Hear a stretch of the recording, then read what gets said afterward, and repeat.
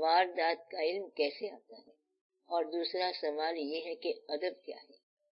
انسان جو بھی چیز ہے ایک وجود کا نام ہے، اور اس کا نام کوئی رکھ لو، مثلا عبد المجید۔ یہاں تک انسانی وجود کا تعلق ہے، وہ اپنے آپ کو انسان کہہ رہا ہے۔ ایک غم خدا نہ خواستہ آ گیا، اس کا نام ہم نے غم زدہ رکھ لیا۔ آپ انسان ہو، اور انسان کو پتہ نہیں چلتا کہ دکھ کہاں سے آ گیا۔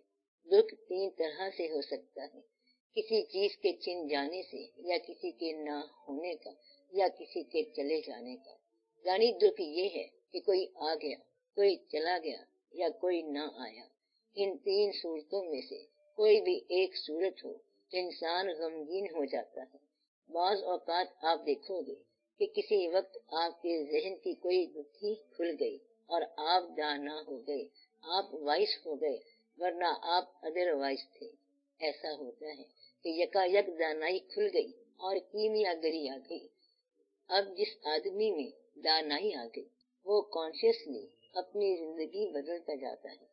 اگر کہیں سے خدا نخواستہ غم آ جائے تو کہیں گے میں غمگین ہوں، غم میں ہوں، اس لیے کھانا نہیں کھاتا۔ یہ وہی انسان ہے جو پہلے کھانا کھاتا تھا، آج بھی وہی انسان ہے، لیکن اب غم میں مبتلا ہے، اس لیے کھانے کے پروگرام بدل گئے۔ تھی وہ ایک شخص کے تصور سے، اب وہ رانائی خیال کہاں، اب وہ کہاں کھانا کھائے، کیونکہ غم آ گیا ہے، کھانے کا خیال بدل گیا، صحت بھی بدل گئی، ایک واقعے سے ساری زندگی بدل گئی۔ ایسے ہی اچانک کسی دوسرے واقعے کے بعد اب وہ چھوٹی چھوٹی باتیں وائسلی بولے گا، اب وہ شخص اور طرح سے سوچے گا، اس کے اندر اور طرح سے فکر پیدا ہو جائے گی، وہ عبادت بھی اور طرح سے کرے گا۔ مجھے آہو فغان نیم شب کا پھر پیام آیا، سنبھل اے دل کے پھر شاید کوئی مشکل مقام آیا۔ اور یہ کہ خود کی گتھیاں سلجھا چکا میں، میرے مولا مجھے صاحب جنوں پر، اور پھر بات کچھ اور بن جائے گی۔ وہ سوچتا رہ جائے گا کہ سبزہ و گل کہاں سے آیا ہے، ابر کیا چیز ہے، ہوا کیا ہے، اور وہ یہ کہے گا کہ یا اللہ پالتا ہے بیج کو مٹی کی تاریکی میں کون، کون دریاؤں کی موجوں سے اٹھاتا ہے سحاب، موتیوں سے کس نے بھر دی خوشائے گندم کی جیب، موسموں کو کس نے سکھلائی ہے ہوئے انقلاب۔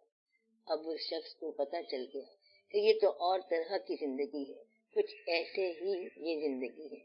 اب وہ شخص وائس ہو گیا، سوچنے لگ گیا کہ اصل کیا ہے، یہ کیا ہے، وہ کیا ہے۔ اب وہ کھانا پینا بھی بھول گیا، جو انسانی فرائض سے بھولتا جا رہا ہے۔ صرف ذہن کا کوئی پرزہ ڈیولپ ہوا اور اس کی ساری زندگی بدل گئی۔ اب اس کے دل کے اندر ایک لہر اٹھی ہے، اسے آپ محبت کی لہر کہتے ہیں۔ محبت کی لہر جب اٹھے تو اندر کی ساری زندگی بدل جاتی ہے۔ محبوب کے جمال کا پرتو جتنا ہوتا ہے انسان اتنا سہم جاتا ہے، اس کو ادب کہتے ہیں۔ آپ کے سہم جانے کا نام ادب ہے۔ روب جلال محبوب اور روب جمال محبوب سے انسان سہم جاتا ہے، ادب میں آ جاتا ہے۔ محبوب کا ملنا کتنی خوشی کی بات ہے، مگر پھر اندیشہ رہتا ہے کہ کہیں محبوب ناراض نہ ہو جائے۔ محبوب نازک مزاج شہنشاہ ہوتا ہے، بادشاہوں کے مزاج بڑے نازک ہوتے ہیں۔ وہ شخص اپنے محبوب کو بادشاہ سمجھتا ہے، اس کو ادب کہتے ہیں، اس کو ادب کہتے ہیں۔ ادب کا یہ کرینہ کسی نے خود نہیں سیکھا، بلکہ یہ خود بخود ڈیولپ ہوتا جاتا ہے، اور اپنی بے مائیگی، کم مائیگی اور بے چارگی کا احساس ہو جاتا ہے۔ یعنی کہ چاہنے والوں کا ہمہ حال ایک ہی موسم ہوتا ہے، ہمہ حال مل کے رونا اور ہمہ حال رو کر ملنا۔ ان کی قسمت میں رونا لکھا گیا۔ وہ کہتا ہے آنسو بھی تم سے چھین لیے جائیں گے، بس بات ختم ہو گئی کہ اس کے متاع حیات بھی چھین گئی، یعنی آنسو بھی چھین لیے، اب اس نے اور کیا کرنا ہے۔ مجھ سے مجھ کو جدا کیا تم نے، میرا بن کر یہ کیا کیا تم نے، میرے آنسو بھی مجھ سے چھین لیے، اس قدر غم عطا کیا تم نے۔ ایسی صورت میں ادب خود بخود پیدا ہو جاتا ہے۔ ادب اطاعت میں ڈھل جائے تو یہ شریعت بن جاتا ہے۔ ادب والا شخص اگر صرف ادب کرتا جائے اور دور سے ادب کرتا جائے، اطاعت میں بھی نہ ہو، پھر بھی وہ کچھ نہ کچھ بن کے رہتا ہے، وہ ایک طرح کا مضمون بن جاتا ہے جس کو کوئی بیان نہیں کر پاتا۔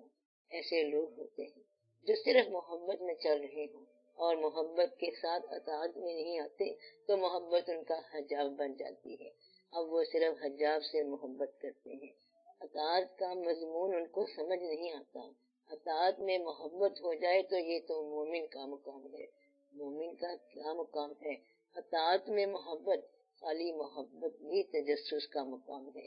خالی اطاعت جو ہے اس کے بارے میں بھی سوچا جا سکتا ہے، لیکن اطاعت میں محبت سب سے اچھی چیز ہے۔